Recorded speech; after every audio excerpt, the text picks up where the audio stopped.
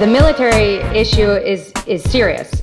These were exercises that have been conducted over the past couple of years, but just 2 weeks ago, 3 weeks ago, the U.S. actually launched not a military exercise, but a real operation, and it's, you know, military thing, and it's called Operation Enduring Freedom, Caribbean Central America. Does anyone remember an Operation Enduring Freedom in like Iraq?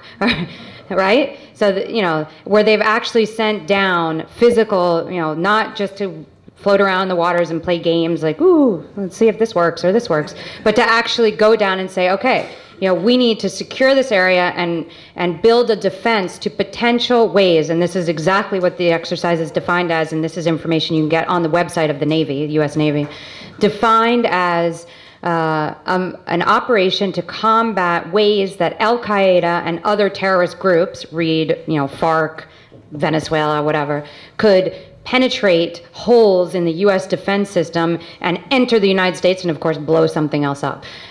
Or how could they utilize drug trafficking routes to come into the United States, bringing, who knows, bombs and weapons and other things to disturb the peace in this country. And so this is now scary, much scarier than having other warships just floating around playing exercises. This is actually a real operation. And we see it again just at the same time that in about a month is when the decision will come out on whether or not Venezuela will actually be classified as a state sponsor of terror. And you know, it's scary to see that that could happen just as there's a large military presence of the United States in the region. And of course, all along Colombia. What we see has happened, you know, 2 months ago in Colombia along the Ecuadorian border when Colombia invaded Ecuador and massacred about 24 people, including Mexicans and other third nationals, was sort of a rehearsal. A possible rehearsal to see what would the reaction of the region be, you know, because that's one of the ways that the United States has seen or has projected as actually being able to occupy part of Venezuela's territory, the oil industry, the western border region, is by creating a conflict in the region. By creating a conflict between Venezuela and Colombia, which they've been trying to do for years. Now we see that relationships are very tense. They've been trying to do it with Brazil. That hasn't worked. Lula has been very clear that he will not support any aggressive policy towards Venezuela.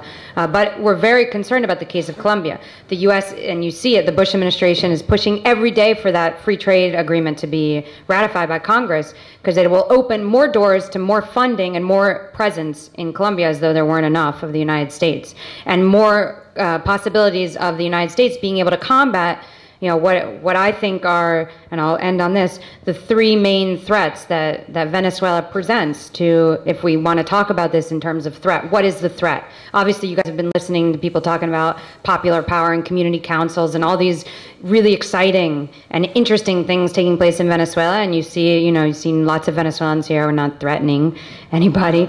But what are the real threats? Venezuela is the largest oil reserves of any country in the world, and it's right here, right south of the United States. You know, it's only a couple hours from Miami in a plane. I mean, it's right, it's the largest, obviously, in the region that supplies to the United States, but it's the largest oil reserves in the world, in the Orinoco River Basin. And this is a country that's excessively and unsustainably consuming oil and energy, which has got to stop.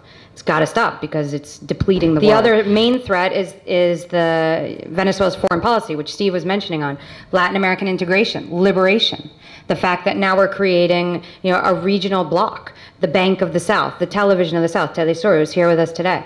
You know, different initiatives, Petrocaribe, Petroamerica, all these things taking place. ALBA, the Bolivarian Alternatives to the Americas, which is much beyond what the Free Trade of the Americas Agreement was supposed to be, but obviously, you know, not just contrasting that, but creating new kinds of trade based on cooperation, solidarity, you know, giving back. What can we give? Not just what can we get out of you, but what can we give back? What can you sell, what can you provide to us, and what can we provide to you?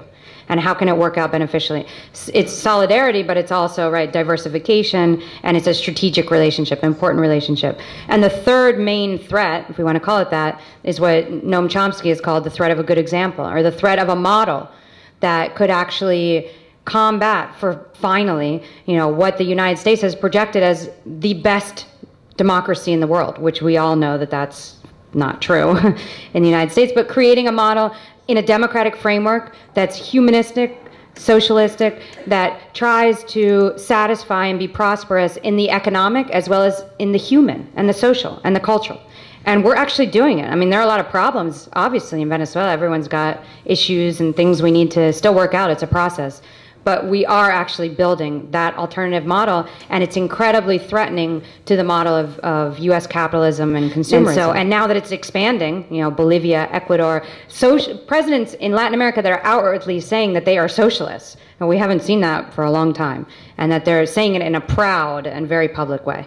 And so these issues are, I believe, the main reasons why we've seen this increase in aggression towards Venezuela. And just to add on to that ending, obviously has to do with, though it won't change much in November, but obviously has to do with a very desperate administration in its last months that wants to at least accomplish something, right? And so thinks, well, maybe it'll be easier to take care of this situation than the huge mess we've got going on in the Middle East.